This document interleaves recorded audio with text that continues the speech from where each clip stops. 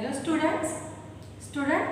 This is your English lecture for standard 8. Today we will see 2.2 very interesting lesson. The name of that lesson is the house builder. In our last period we have seen chit-chat activity of this lesson. So let's open page number 31. Take notebook in your hand. I tell you some unfamiliar words to you. You have to write all these words in your notebook. Let's start our lesson. The house builder. House builder, house म्हणजे घर, build म्हणजे घर बांधणे. build तिला ER लागलाय, noun आहे. builder हा घर बांधणारा, हाऊस बांधणारा. घर कोण बांधतं? गवंडी. अशाच एका गवंडीची गोष्ट आपल्याला इथे बघायची आहे. खूप छान छोटीशी आणि इंटरेस्टिंग गोष्ट आहे. Let's see in the textbook. This is a story of a mason. Mason म्हणजे गवंडी. who works for a building contractor. The mason always strives to do his work to perfection. STROV strive म्हणजे make a great effort, खूप प्रयत्न करणे. This is a story of a mason who work for a building contractor. ही जी गोष्ट आहे ती एका गवंडीची आहे. हा गवंडी एका बिल्डिंग कॉन्ट्रॅक्टरच्या हाताखाली काम करतो. घर बांधणारा कॉन्ट्रॅक्टर आहे. त्या कॉन्ट्रॅक्टरच्या हाताखाली ऍक्च्युअल वर्क कोण करतं? तर हा गवंडी करतो. The mason always strives to do his work for perfection. हा जो गवंडी आहे तो नेहमी आपलं काम परफेक्टच करत असतो. त्या कामामध्ये कधीही काही चुका होत नाही. He is a perfect mason. As soon as a house had been designed by the architect and details finalized by the engineer, the contractor would send for the mason and leave the responsibility of building the house to him. ज्यावेळेला घर बांधणार असतो आपण त्यावेळेला architecture त्या घराचं design करतो. आर्किटेक्टनं घराचं डिझाइन केल्यानंतर इंजिनियरनं सगळे डिटेल फायनल केल्यानंतर हा जो कॉन्ट्रॅक्टर आहे हा कॉन्ट्रॅक्टर त्याच्या हाताखाली काम करणाऱ्या गवंड्याला सगळं डिटेल सांगत असतो आणि सांगतो त्या गवंड्याला ह्या घराची पूर्ण रिस्पॉन्सिबिलिटी म्हणजे जबाबदारी, ह्या घराची पूर्ण जबाबदारी तुझ्याकडे आहे असं तो गवंड्याच्या अंगावरती काम देतो. The mason would then, without wasting any time, start his work. मॅशन काय करतो? गवंडी काय करतो? आपला वेळ अजिबात वाया न घालवता त्या ऍक्च्युअल कामावरती वर्किंग चालू करतो. He would take a great interest in his work of building. आपल्या कामामध्ये हा खूप सारा इंटरेस्ट घेत असतो. कोणतंही काम असू दे त्या कामामध्ये आपण इंटरेस्ट घेतला की ते काम खूप छान आणि सुंदर होतं. पण विदाउट इंटरेस्ट आपण जर काम केलं तर त्या कामामध्ये रस नसेल तर ते काम अजिबात चांगलं होत नाही. हा जो गवंडी आहे तो आपल्या कामामध्ये जीव ओतून काम करायचा, खूप इंटरेस्ट घ्यायचा. And do it with full dedication. What is mean by dedication? Dedication means committed to task or purpose. पूर्ण आपलं तन मन त्यामध्ये ओतून मनापासून, डेडिकेशन म्हणजे त्याकडे मनापासून तो त्या कामामध्ये लक्ष घालायचं. He made sure that he used the best construction material of high quality. The measurement of the walls, doorways, arches, etc. were perfect and he gave an excellent and appealing finish to whatever he built. ज्यावेळेला एखाद्या कामामध्ये तो interest घ्यायचा, कॉन्ट्रॅक्टरने सांगितलं की हे काम तुला दिले आणि तू ते तुझ्या तन्मयतेनं ते करायचं आहेस, त्यावेळेला हा मनापासून काही गोष्टी निरीक्षण करायचा. कुठल्या गोष्टी असायच्या? कन्स्ट्रक्शन बांधकामासाठी जे मटेरियल लागणार आहे ते हाय क्वालिटीचं आहे का तो चेक करायचा. त्याचबरोबर भिंतीचे मेजरमेंट योग्य आहे का. जर त्या घरामध्ये आर्चेस असतील, कमान असतील तर त्या कमानी योग्य मेजरमेंटमध्ये केलीत का? अशा प्रकारे सगळ्या गोष्टी परफेक्ट असायच्या आणि मगच तो त्या परफेक्ट असणाऱ्या गोष्टीपासून खूप छान सुंदर अशी वास्तू तयार करायचा. The owner of the new houses built would be more than satisfied with the construction. Construction करणाऱ्या लोकांपेक्षा सुद्धा हा गवंडी खूप इंटरेस्ट घेऊन जीव ओतून नवीन बिल्डिंग तयार करायचा किंवा नवीन बिल्डिंग बांधायचा. अशा प्रकारचं त्या गवंड्याचं काम होतं. Because of the zeal, diligence, loyalty and persistence that he displayed in his work, the mason was in a great demand and fetched good business to his contractor. हा जो गवंडी आहे तो झील म्हणजे उत्साहाने, डिलिजन्स म्हणजे केअरफुल एफर्ट, सतत खूप काळजीपूर्वक काम करणे, लॉयल्टी म्हणजे प्रामाणिकपणे, अँड परसिस्टंट म्हणजे कंटिन्युअस. काय सांगितले बघा, उत्साहानं, सातत्यपूर्ण, प्रामाणिकपणे आणि कॉन्स्टंटली हा जो गवंडी आहे तो काम करत होता आणि त्याच्यामुळं त्याचं काम परफेक्ट असायचं, त्याचं काम द बेस्ट असायचं आणि त्याच्यामुळंच ह्या गवंड्याचं काम व्यवस्थित झाल्यामुळं ह्या गवंड्याला सगळ्या लोकांच्याकडनं खूप मागणी होती. Subsequently, the contractor recompensed the mason. Recompense म्हणजे मोबदला देणे, पैसे देणे. Handsomely with a very good salary. त्याचं काम परफेक्ट होतं, काम उत्साहपूर्वक करायचा, सातत्याने काम करायचा आणि त्याच्यामुळं त्याचा जो मालक होता तो मालक त्या गवंड्याला खूप चांगला भरघोस असा पगार द्यायचा. म्हणजे कामाच्या द्वारे हा आपल्या मालकाला खुश करायचा आणि पैसे देऊन मालक त्या गवंड्याला खुश करायचा. म्हणजे काम करून आणि पैसे देऊन दोनही व्यक्ती आपापल्या ठिकाणी खुश होते. He could meet the needs of his family sufficiently without any scarcity. तो गवंड्याला चांगला मोबदला मिळत होता, चांगला पगार मिळत होता, त्याच्यामुळं तो आपल्या घरामध्ये लागणाऱ्या सगळ्या गोष्टी सफिशियंटली पुरवू शकत होता. घरामध्ये कुठल्याही गोष्टीची कमतरता किंवा कमी नव्हती, कारण मालक त्याला खूप चांगली सॅलरी द्यायचा. The mason thus continued working with great devotion for many years. अशा प्रकारे हा गवंडी खूप सारे वर्ष असंच काम प्रामाणिकपणे जीव ओतून उत्साहाने करत होता. Till he became a grandfather. खूप वर्ष यानं काम केलं, नंतर त्याच्या मुलाचं लग्न झालं, मुलाला मूल झालं, आता हा गवंडी आजोबा झाला होता.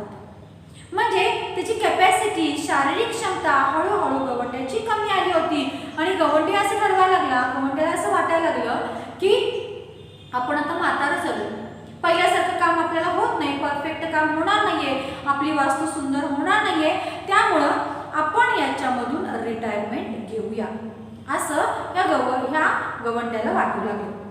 Then he decided that it was time to retire and spend time playing with his grandchildren.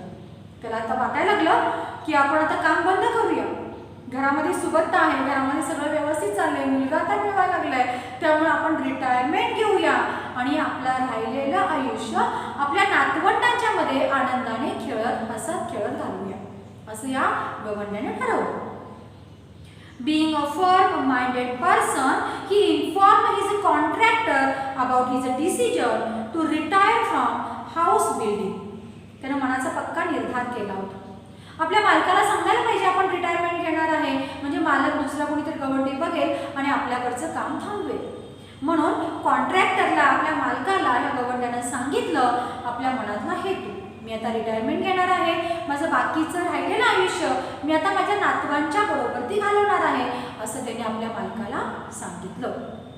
त्यानंतर मालकाची रिॲक्शन बघा. The contractor was very disheartened. Disheartened म्हणजे नाराज होणे, डिसअपॉइंट होणे. जेव्हा ही गोष्ट ऐकली त्यावेळेला त्या कॉन्ट्रॅक्टरला खूप वाईट वाटलं. वाईट या गोष्टीचं वाटलं की इतका चांगला विश्वासू आणि कामसू माणूस आपल्याला परत मिळेल का, आपल्या बिल्डिंग परत इतक्या सुंदर सुबक होतील का, याची चिंता याची काळजी त्या कॉन्ट्रॅक्टरला लागून राहिली. Disheartened to lose such an excellent workman and urged the mason to continue his job, but to no avail of no use. आपल्याला परत चांगला गवंडी मिळणार नाहीये, त्यामुळं कॉन्ट्रॅक्टरनी त्या गवंड्याला रिक्वेस्ट केली, अजून काही दिवस तू माझ्याबरोबर काम कर. पण मनाचा पक्का निर्धार केलेला असलेल्या गवंड्यानं त्याला नकार दिला. त्यानं क्लिअरली सांगितलं की मला याच्या पुढं काम जमणार नाही. The mason had made up his mind and refuse to carry on. मनाचा निश्चयच केला होता आणि याच्या पुढे त्यानं काम न करण्याचा निर्धार आपल्या मालकाला बोलून दाखवला आणि आपल्या मुद्द्यावरती तो ठाम होता. फायनली शेवटी काय होतंय बघा. The contractor convinced the mason to build one last house on a beautiful and convenient site as a special favor. कॉन्ट्रॅक्टरने सांगितलं, ठीक आहे तुझा निर्णय तू मला सांगितलास, पण माझी एक तुला रिक्वेस्ट आहे, फक्त शेवटचं एकच बिल्डिंग तू मला बांधून दे. खूप छान सुंदर असं मी साईट डिसाईड केलेली आहे, त्या साईटवरती तितकंच सुंदर घर मला पाहिजे आणि ते फक्त तूच बांधू शकतोस. The mansion agreed to do so with a great reluctance, not too happy either. Reluctant म्हणजे unwillingly, मनाविरुद्ध. मॅशननं काय केलं, गवंड्यानं काय केलं, गवंड्याचं लक्षात आलं की आपला मालक ऐकत नाहीये, त्यामुळं मनाविरुद्ध, फारसं काही तो खुश नव्हता, मनाविरुद्ध तो आपल्या मालकासाठी नवीन बिल्डिंग बांधायला तयार झाला. पण हा खुशीने तयार झाला नव्हता, मनापासून तयार नव्हता, मनाविरुद्ध फक्त मालकासाठी काम करणार होता, स्वतःच्या मनासाठी तो काम करणार नव्हता. The construction started. ठरलेल्या ठिकाणी ठरलेल्या दिवशी बांधकामाला सुरुवात झाली. It was a most beautifully designed house to be build at the sought after location. खूप छान सुंदर अशा लोकेशन ठिकाणावरती घराच्या बांधकामाची सुरुवात झाली. However, the mason could not put his mind and heart in his work. मॅशन तो काम करत होता, पण त्या कामामध्ये त्याचं लक्ष नव्हतं, मनापासून तो काम करत नव्हता. मी मगाशी सांगितलं, कुठलीही गोष्ट आपण मनापासून केली ती परफेक्ट होते. ती गोष्ट आपण मनापासून नाही केली तर ती गोष्ट परफेक्ट होत नाही. He did his work very roughly. ती गोष्ट आपल्या मालकासाठी करत होता, मनापासून ती गोष्ट करत नव्हता, त्यामुळं ती गोष्ट म्हणजे ती बिल्डिंग थोडीशी रफ व्हायला लागली होती, ओबडधोबड झाली. अँड केअरलेसली, विदाउट इंटरेस्ट और डेडिकेशन. त्या बिल्डिंगमध्ये इंटरेस्ट न घेता, विदाउट डेडिकेशन तो गवंडी बांधायला लागला होता, त्यामुळं ती बिल्डिंग थोडीशी रफ झाली होती. ती बिल्डिंग अजिबात सुपेरियर वाटत नव्हती. Even the building material used was of low quality. गवंड्याचं लक्षच नव्हतं आणि त्यामुळं त्या बिल्डिंगसाठी जे मटेरियल वापरलं होतं ह्याच्यापूर्वी हाय क्वालिटीचं मटेरियल असायचं, आता लोएस्ट क्वालिटीचं मटेरियल त्या बिल्डिंगला वापरलं. But he didn't care. पण त्याची त्या गवंड्याला काही चिंता नव्हती, तो मालकासाठी काम करत होता. He simply wanted to complete the job in the haste and finally retire. Haste म्हणजे गडबडी. कसं तर करून त्याला ते काम गडबडीने पूर्ण करायचं होतं आणि रिटायरमेंट घ्यायची होती. त्यानं मालकाला सांगितलं होतं आणि मालक म्हणला होता फक्त एवढी एकच बिल्डिंग बांध आणि मग तू रिटायरमेंट घे. त्यामुळं कधी एकदाची ती बिल्डिंग होते याची काळजी त्या मॅशनला लागली होती. घाई गडबडीमध्ये लक्ष न देता, मन त्याच्यामध्ये न गुंतवता, चांगलं मटेरियल न वापरता त्या गवंड्यानं ती बिल्डिंग कन्स्ट्रक्शन पूर्ण केलं. The house was ready earlier than expected. ठरवलेल्या कालावधीपेक्षा सुद्धा घर खूप लवकर बांधून झालं, कारण ओबडधोबड बांधलं गेलं होतं. व्हेरी रफली made construction structures with walls, poor finish and didn't look as good at all as designed.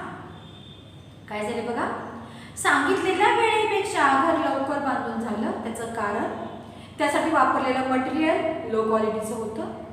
ज्या वॉल्स होत्या, भिंती होत्या, अतिशय कमकुवत होत्या, त्यामध्ये स्ट्रॉंगनेस नव्हता. त्याचं फिनिशिंग केलं होतं ते जरा ओबडधोबड होतं. त्याचं डिझाईन जसं केलं होतं सुंदर, तितकंच ती बिल्डिंग ओबडधोबड आणि रफ झाली होती. Yet the mason didn't care. पण त्या मॅशनला, त्या गवंड्याची त्याची अजिबात चिंता काळजी नव्हती. त्याला काम संपवायचं होतं आणि रिटायरमेंट घ्यायची होती. He informed the contractor that the house was ready and he was waiting to hand over its keys to him. त्यानं त्या कॉन्ट्रॅक्टरला सांगितलं, घर तयार आहे, कधीही या आणि घराची किल्ली तुमच्या हातामध्ये घ्या. कधी एकदाची किल्ली देतोय आणि आपण निवांत होतोय, असं इंटेन्शन त्या मॅशनचं, त्या गवंड्याचं होतं. लास्ट पॅरा, इथं थोडासा टर्निंग पॉइंट आहे बघा. The contractor arrived at the site. बांधकामाचा जो कॉन्ट्रॅक्टर होता तो त्या साईटवरती, त्या बिल्डिंग जवळ आला. He had a file of legal documents in his hand. Legal म्हणजे कायदेशीर गोष्टी. कॉन्ट्रॅक्टर घराजवळ आला. त्याच्या हातामध्ये कायदेशीर कागदपत्रांची एक फाईल होती. The mason handed over the new house keys to him. गवंड्यांना आल्या आल्या त्या कॉन्ट्रॅक्टरच्या हातामध्ये घराची किल्ली दिली. But the contractor did not step forward to enter the house to see. कॉन्ट्रॅक्टरला आपल्या गवंड्यावर पूर्ण विश्वास होता. कॉन्ट्रॅक्टरनं हातामध्ये किल्ली घेतली, पण किल्लीनं कुलूप उघडून तो घरामध्ये त्याने एंट्री केली नाही. घर कसं झालंय हे त्याला बघायची गरज वाटली नाही, कारण त्याचा आपल्या गवंड्यावरती खूप सारा विश्वास होता. पुढं काय झालं बघा. Instead, with a broad smile, he handed over the file along with the house keys to the mason and said, beaming, happy tone. काय झाले बघा. गवंड्यानं घराची किल्ली त्या कॉन्ट्रॅक्टरला दिली. कॉन्ट्रॅक्टरनं घरामध्ये प्रवेश न करता तीच किल्ली आणि आपल्या हातामधली फाईल, कागदपत्राची, डॉक्युमेंटची फाईल, तशीच फाईल आणि किल्ली हसत हसत आपल्या गवंड्याच्या हातात दिली. आणि मालक काय म्हणतोय बघा. These are the ownership documents of this new house in your name. काय म्हटले बघा.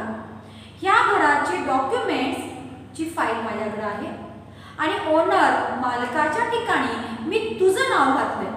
म्हणजेच त्या कॉन्ट्रॅक्टरनी त्या गवंड्याला ते सुंदरसं बांधलेलं घर गिफ्ट म्हणून दिलं होतं. The house is yours. हे घर मी तुझ्यासाठी तुला बांधायला सांगितलं होतं. I had planned it as a gift for you. हे घर जे आत्तापर्यंत तुम्हाला काम माझ्यासाठी करत गेलास, त्या कामाचा मोबदला म्हणून मी तुला हे घर गिफ्ट करतोय, असं म्हणून त्या कॉन्ट्रॅक्टरने घराची फाईल आणि घराची किल्ली त्या मॅशनच्या हातामध्ये दिली. बघा, हे जर काम त्या मॅशनने, त्या गवंड्याने मनापासून केलं असतं, आधीच्या प्रमाणे ती बिल्डिंग जर मनापासून उत्साहाने जीव ओतून केली असती, तर ती बिल्डिंग अधिकच सुंदर झाली असती, कारण शेवटी ती बिल्डिंग त्यालाच मिळालेली आहे. ओके, इथं आपला हा लेसन संपलेला आहे. या लेसनमधून आपल्याला ही सीख मिळते की कोणतंही काम आपण मनापासून केलं तर त्याचे इफेक्ट हे चांगलेच होतात. चांगलं काम केलं, चांगला रिवॉर्ड मिळतो. वाईट काम केलं, त्याचा रिवॉर्ड आपल्याला वाईटच मिळत असतो. ओके, इथं आपला लेसन संपलाय. मी ब्लॅकबोर्डवरती अनफॅमिलियर वर्ड्स लिहिलेले आहेत, ज्याचे अर्थ मी तुम्हाला सांगितले होते.